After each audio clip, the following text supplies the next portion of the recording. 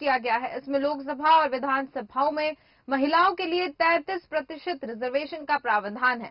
अगर बिल कानून बन जाता है तो भी 2024 में लागू नहीं हो पाएगा, क्योंकि ये जनगणना के आधार पर होने वाले परिसीमन के बाद ही लागू होगा। वहीं 2024 के लोकसभा चुनाव से पहले जनगणना और परिसीमन हो पाना मुश्किल है। और राज्यसभा में प्रधानमंत्री नरेंद्र मोदी के भाषण के बाद विपक्ष के नेता मल्लिकार्जुन खड़गे ने महिला आरक्षण बिल पर चर्चा की है। उन्होंने कहा है कि दलित और पिछड़ी जाति की महिलाओं को वो मौका नहीं मिलता है जो बाकी सबको मिलता है। इसके जवाब में वित्त मंत्री निर्मला सीतारमण ने कहा है कि देश की राष्ट्रपति कौन है, ट्राइबल समाज से आने वाली महिला है। बिल पास होने के बाद क्या होगा, अभी लोकसभा में 82 महिला सांसद हैं। इस बिल के पास होने के बाद 181 महिला सांसद हो जाएंगी। यह आरक्षण सीधे चुने जाने वाले जनप्रतिनिधियों के लिए लागू होगा, यानी यह राज्यसभा और राज्यों की विधान परिषदों में लागू नहीं होगा।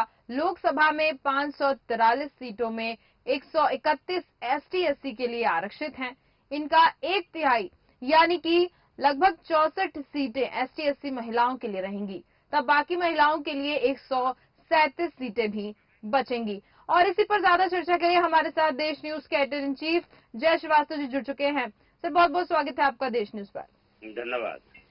जैसा कि ये महिला बिल जो पेश किया गया है, जिसमें 33% जो है महिलाओं को मिलेगा, लेकिन ये खबर सामने आई है कि 2024 में ये लागू नहीं हो पाएगा।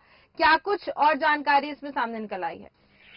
देखिए, यही वो चीज है जिसके कारण से मैं बार बार ये बोल रहा था कि ये मोदी का मास्टर स्ट्रोक नहीं है जी। क्योंकि महिला बिल से देश में भारी परिवर्तन होना है। महिला बिल बहुत अच्छा है, भारतीय जनता पार्टी को फायदा हो सकता है, मोदी को फायदा हो सकता है, लेकिन एक बात थोड़ी देर के लिए सोचना चाहिए कि अगर 2024 में या 2023 में इसको लागू नहीं किया जाएगा, 2027 में परिसीमन के बाद इसको लागू किया जाएगा, तो स्पेशल सत्र बुलाने की जरूरत क्यों थी? बिल्कुल।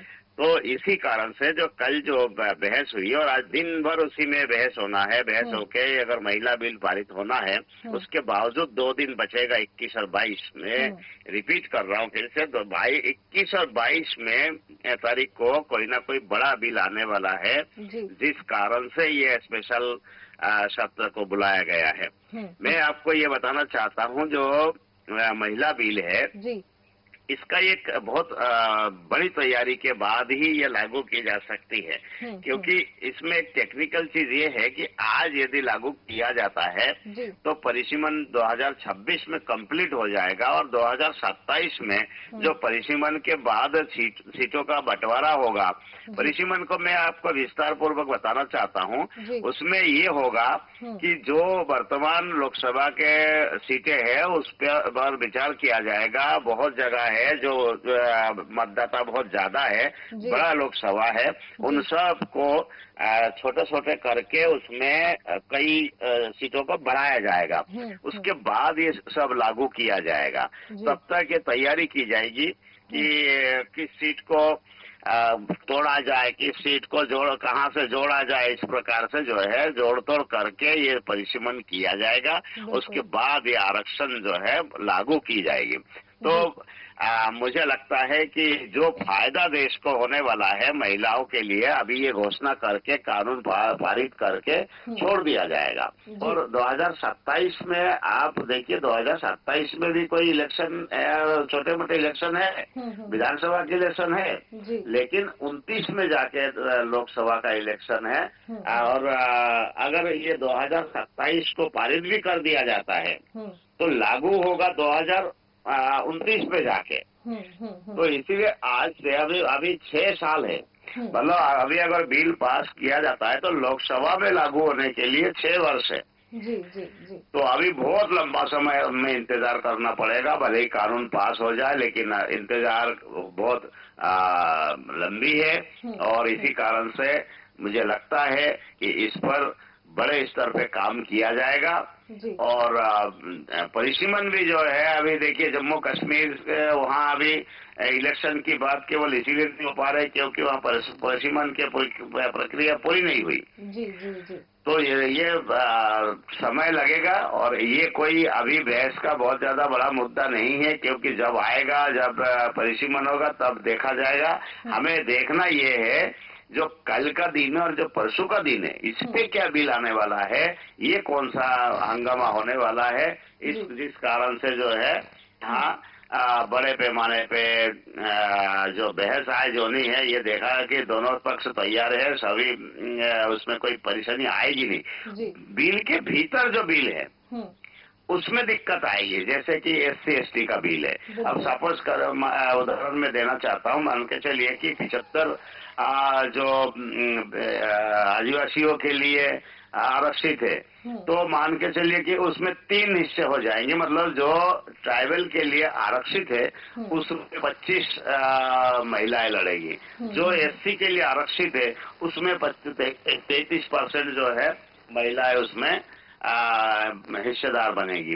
तो अभी उसके लिए बहुत देर है, अभी इंतजार करना पड़ेगा। जी जय श्रीवास्तव जी, एक और चीज सामने निकल के आई है कि ये सिर्फ 15 साल तक ही रहेगा, सिर्फ 15 साल का इसका ड्यूरेशन तय किया गया है। देखिए क्या होता है इसमें, ये भी पूर्ण बिल नहीं है, बिल का अमेंडमेंट है। तो अमेंडमेंट में जो है इसमें अल्प अवधि के लिए ही किया जाता है, परमानेंट नहीं किया जाता है। इसका मतलब ये नहीं है कि 15 साल बाद इस बिल को समाप्त कर दिया जाएगा। 15 साल बाद इसमें और सुधार किया जाएगा। और कोई भी बिल है इसको जो इलेक्शन से जुड़ा हुआ है वो अल्पावधि के लिए ही किया जाता है, क्योंकि अल्पावधि का मतलब ये होता है कि उस तारीख को जाके समाप्त नहीं होगा, उस तारीख को जाके उसमें परिवर्तन किया जा सकेगा, उसमें और सुधार किया जा पाएगा। यही इनका मकसद है, यही इनका उद्देश्य है। जी जय श्रीवास्तव जी, ऐसा अनुमान लगाया जा रहा था कि आने वाले लोकसभा विधानसभा चुनाव में ये महिला बिल का काफी असर पड़ने वाला है, लेकिन यहाँ पे तो बिल्कुल भी कुछ भी फर्क नहीं पड़ेगा। नहीं, फर्क पड़ेगा। क्या होता है कि एक प्रचार प्रसार जिस प्रकार से इसमें किया जाएगा, तो प्रचार प्रसार को देखते हुए ये लग रहा है कि महिला बिल का फर्क तो पड़ेगा। जैसे कल ही देखिए, कल जगह जगह जो है पटाखे फोड़े गए, जगह जगह मिठाई बांटी गई, लेकिन फर्क तो पड़ेगा महिलाओं के दिल में। ये तो संदेश जाएगा कि हमारे लिए एक बिल पास किया गया, हम लोगों को इसमें फायदा होगा। लेकिन ये देर से इनको फायदा मिलेगा, लेकिन अभी जो है, अभी इमीडिएटली कुछ प्रतिशत महिलाओं के दिल में ये हो सकता है कि हमारे लिए बिल पारित किया गया, हमें फायदा मिलेगा। तो ये फायदा जरूर मिलेगा, लेकिन अल्प मिलना है। जी जय श्रीवास्तव जी, फायदा मेरे कहने का मतलब था कि सीटों को लेकर अभी चुनाव में जो सीटें हैं उन पर अभी कोई असर नहीं पड़ेगा। उनको लेके जो है विचार मंथन अभी किया जाएगा, और बिल पास होने के बावजूद इसको लागू करने में जो है 6 साल अभी 5 साल अभी लगेगा। तो इसी कारण से इमीडिएटली जो है कोई फायदा इनको मिलता दिखाई नहीं दे रहा है। तो इनको केवल प्रचार प्रसार के लिए फायदा मिलेगा, और जो पॉलिटिकल पार्टी है उनको ये सोचना ये चाहिए, अगर फायदा लेना है कि बिल पास होने के बाद लागू होने का इंतजार क्यों करे। वो चाहे तो 33% ऑलरेडी जो है टिकट ही दे दे। तो अगर कोई टिकट दे दे तो इमीडिएटली जो है उनको फायदा मिल जाएगा। बिल्कुल। बहुत बहुत धन्यवाद जय श्रीवास्तव जी हमारे साथ जुड़ने के लिए और ये तमाम जानकारी देने के लिए। तो हमारे साथ देश न्यूज के एडिटर इन चीफ जय श्रीवास्तव जी थे, जिन्होंने बताया कि महिला बिल लागू होने के कुछ न कुछ फायदे जरूर नजर आएंगे। साथ ही साथ आपको ये भी बता दें कि बिल लागू होने के बाद कोई महिला अनारक्षित सीट से भी चुनाव लड़ सकती है। वहीं बढ़ते आगे, जहां कनाडा के पीएम जस्टिन ट्रूडो ने संसद में कहा है कि भारत सरकार के एजेंट्स ने जून में ब्रिटिश कोलंबिया में सिख समुदाय के नेता हरदीप सिंह निज्जर की हत्या की थी। इसके बाद कनाडा सरकार ने एक भारतीय डिप्लोमेट को देश से निकाल दिया। वहीं भारत सरकार ने इन आरोपों को सिरे से खारिज किया है। साथ ही देश में मौजूद कनाडा के सीनियर डिप्लोमेट को भारत छोड़ने के लिए 5 दिन का समय दिया है। कनाडा सरकार ने भारत जाने वाले अपने नागरिकों के लिए ट्रैवल एडवाइजरी भी जारी की है। कनाडा ने कहा है कि जम्मू और कश्मीर में सिक्योरिटी के हालत को देखते हुए वहां न जाएं, वहां टेररिज्म और किडनैपिंग का खतरा है। इसके अलावा असम और मणिपुर में भी न जाने की सलाह दी गई है। कनाडा के डिप्लोमेट भारत से निकाले जाने के कुछ ही घंटे बाद ट्रूडो ने कहा है कि वो भारत के साथ तनाव नहीं चाहते हैं, लेकिन भारत इस हत्या को गंभीरता से ले। ट्रूडो ने यह भी कहा है कि 9 से 10 सितंबर को भारत में G20 बैठक के दौरान पीएम मोदी के सामने इस मुद्दे को उठाया गया था, लेकिन इसको गंभीरता से बिल्कुल भी नहीं लिया गया है। वहीं कनाडा के पीएम का ये बयान सामने आया है। उनका कहना है कि भारत में बिल्कुल भी न जाएं। उन्होंने एक ट्रैवल एडवाइजरी भी इसको लेकर जारी की है। साथ ही देश में मौजूद कनाडा के सीनियर डिप्लोमेट को भारत छोड़ने के लिए 5 दिन का समय भी दिया गया है। कनाडा सरकार ने भारत जाने वाले अपने नागरिकों के लिए ट्रैवल एडवाइजरी भी जारी की है। कनाडा ने कहा है कि जम्मू और कश्मीर में सिक्योरिटी के हालत को देखते हुए वहां न जाएं। वहां टेररिज्म और किडनैपिंग का बहुत बड़ा खतरा है। तो आपको कनाडा के पीएम का ये बयान बता रहे हैं, जहां पर उनका कहना है कि भारत तो बिल्कुल भी न जाए। कनाडा के पीएम जस्टिन ट्रूडो ने संसद में कहा है कि भारत सरकार के एजेंट्स ने जून में ब्रिटिश कोलंबिया में सिख समुदाय के नेता हरदीप सिंह निज्जर की हत्या की थी। हरदीप सिंह निज्जर की हत्या करने का आरोप कनाडा के पीएम जो हैं वो भारत पर लगा रहे हैं। इसके बाद कनाडा सरकार ने एक भारतीय डिप्लोमेट को देश से निकाल दिया है। वहीं भारत सरकार ने इन आरोपों को सिरे से खारिज किया है। साथ ही देश में मौजूद कनाडा के सीनियर डिप्लोमेट को भारत छोड़ने के लिए 5 दिन का समय दिया है। कनाडा सरकार ने भारत जाने वाले अपने नागरिकों के लिए ट्रैवल एडवाइजरी भी जारी की है। कनाडा ने कहा है कि जम्मू और कश्मीर में सिक्योरिटी के हालत को देखते हुए वहां न जाएं। वहां टेररिज्म और किडनैपिंग का खतरा है। इसके अलावा असम और मणिपुर में भी न जाने की सलाह दी गई है। और इसी पर विस्तृत चर्चा के लिए हमारे साथ संवाददाता विनोद तिवारी जी जुड़ चुके हैं। विनोद जी, जैसा कि कनाडा के पीएम ने कहा है कि भारत जो है वो टेररिज्म और किडनैपिंग में भारत का खतरा रहता है, वहां पे बिल्कुल भी न जाएं। साथ ही साथ उन्होंने आरोप लगाया है कि वहां पर भारत में जो है एक सिख समुदाय हरदीप सिंह निज्जर की हत्या की गई है। क्या कुछ कहना है आपका इस पर? नहीं, देखिए, इस तरह का आरोप तो गलत है कि भारत में किडनैपिंग होती है। एक समय में होती रही है, हम मानते हैं, लेकिन अभी तो बिल्कुल भारत सुरक्षित है। कई विदेशी आ रहे हैं। अभी देखिए G20 का इतना बड़ा कार्यक्रम, उसमें विदेशी आए थे, तो ये कौन सा बयान इनने देखे? देखिए, बयानों के दौरान सनसनी फैलाना काम है। आप बताइए, G20 का कार्यक्रम होता है देश में, मोदी जी ने सबको बुलाया था, पूरे देश विदेश से लोग आए थे, सुरक्षित रहे। उन्हें भारत की जो है मतलब भारत को पसंद किया, उसकी सादगी को पसंद किया। तो कहीं ना कहीं इस तरह का बयान देने का क्या मतलब है भाई? जब पूरा जो विदेश है वो देश के साथ है, मोदी जी के साथ है, तारीफ कर रहा है, G20 में सब इकट्ठे हुए हैं, भारत को सहयोग देने की बात कर रहे हैं, उसके बाद ये बयान कि भारत में किडनैप हो जाता है और सिख लोगों का आतंक है, तो इस तरह से बयान देके इस बयान का कोई औचित्य नहीं है। लेकिन उन्होंने दिया है, क्योंकि एक जिम्मेदार देश है, उनको बयान देने से पहले सोचना चाहिए। क्या उन्हें G20 जो देश का सम्मेलन हुआ था हमारा G20 का, उसमें शिरकत नहीं की थी क्या वो इंडिया कभी आई नहीं? इसके पहले कभी हुआ क्या? तो कहीं ना कहीं इस तरह के बयान देने से सनसनी फैलाना है। बाकी इंडिया में जो भी आता सुरक्षित रहता है, और हमारे देश के प्रधानमंत्री नरेंद्र मोदी हमेशा जो विदेश से आता है उसका स्वागत, सत्कार और सुरक्षा में पूरा ध्यान देते हैं। तो कहीं ना कहीं इस तरह की ये मिथ्या बातें हैं जी।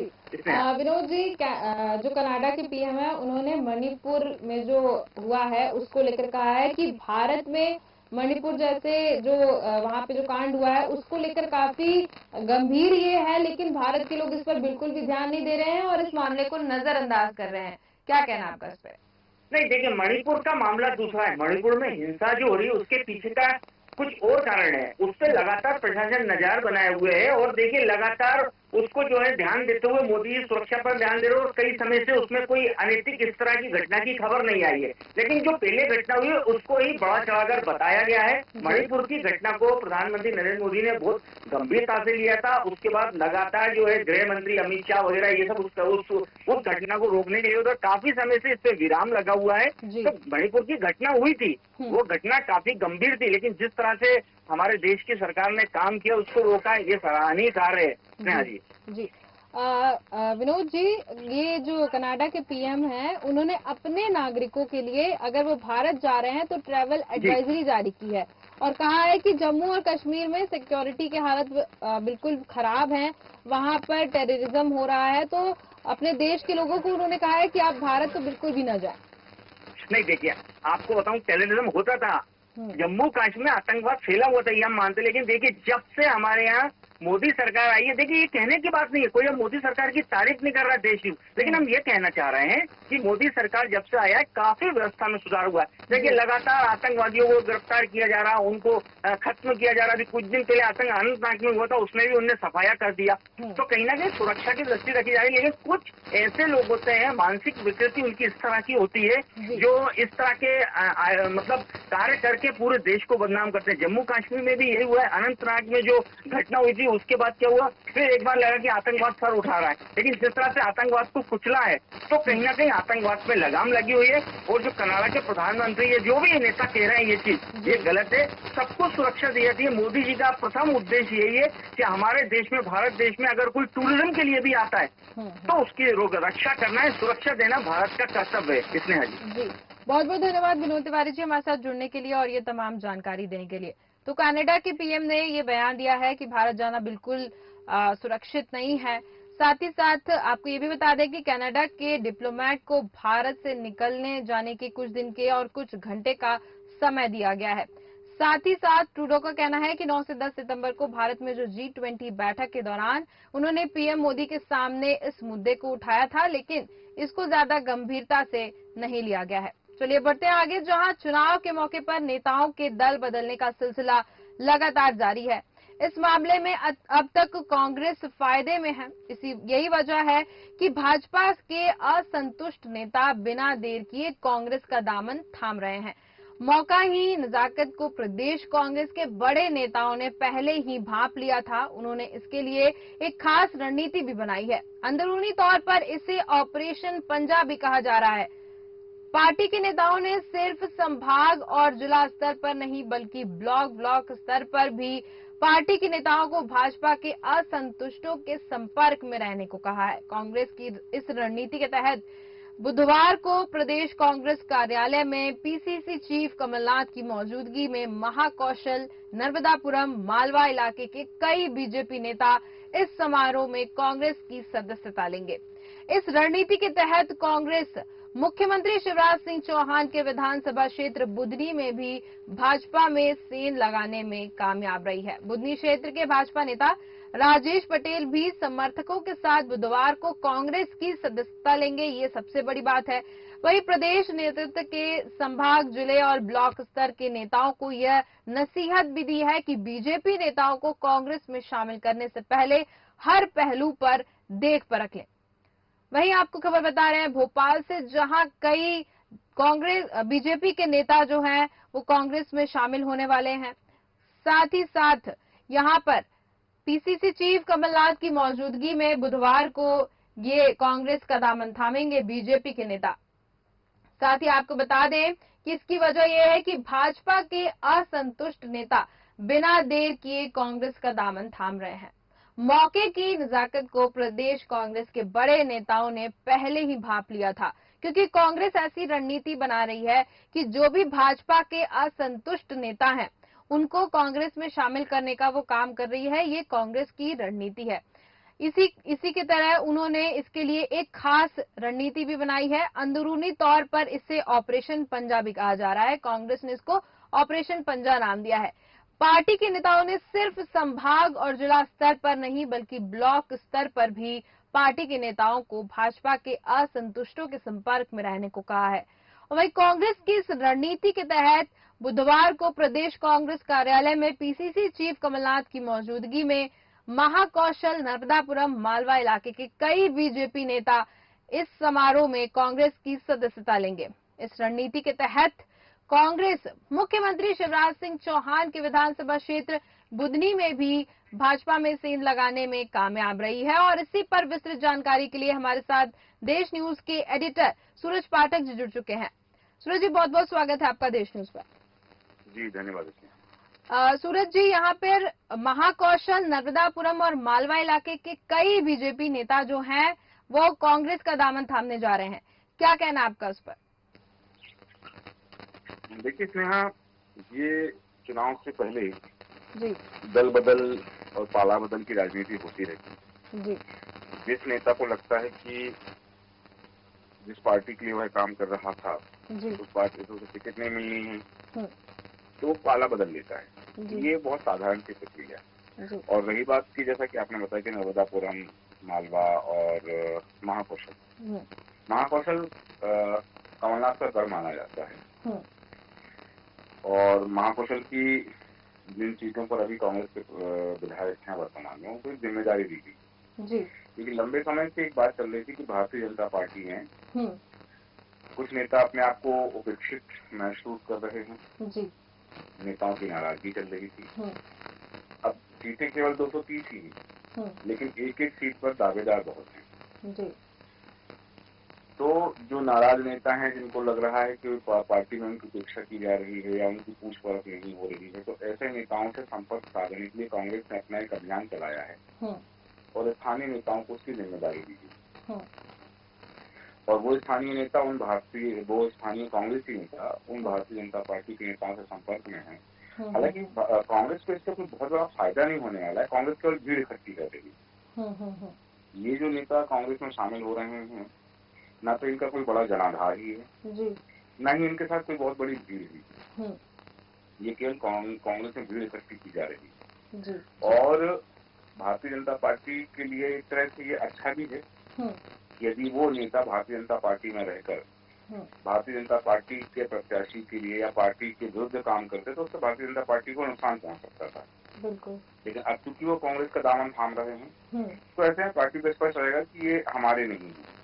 बिल्कुल और यदि ऐसे नेताओं को जिम्मेदारी दे दी जाती हम्म, तो स्वाभाविक बात है कि पार्टी को कहीं ना कहीं उससे नुकसान ही पहुंचता।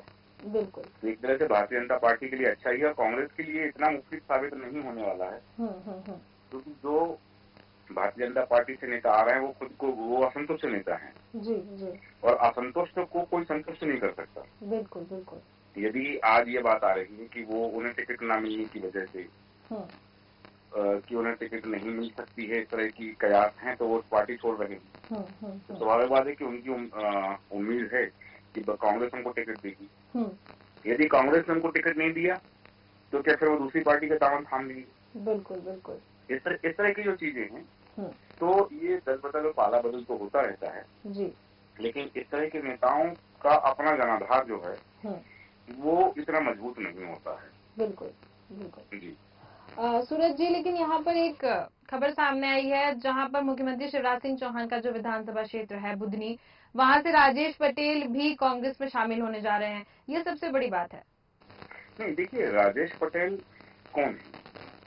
राजेश पटेल यदि कांग्रेस में शामिल होने जा रहे हैं तो राजेश पटेल के साथ कितने लोग हैं, कितने भाजपाई हैं वहाँ पर? ठीक है, देखिए, ये बात ये नहीं कि मुख्यमंत्री शिवराज सिंह चौहान का विधानसभा क्षेत्र है।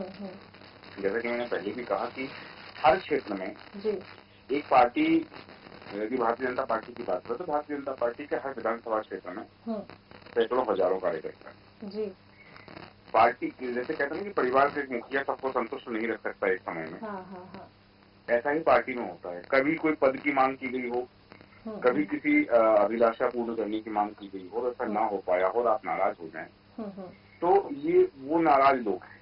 बिल्कुल। और जैसा कि पहले ही बात हुई, जब दीपक जोशी कांग्रेस में शामिल हुए थे तो उन्होंने कहा था कि यदि पार्टी मौका देगी तो मैं बुधनी विधानसभा क्षेत्र से शिवराज सिंह चौहान के विरुद्ध चुनाव लड़ सकता हूँ।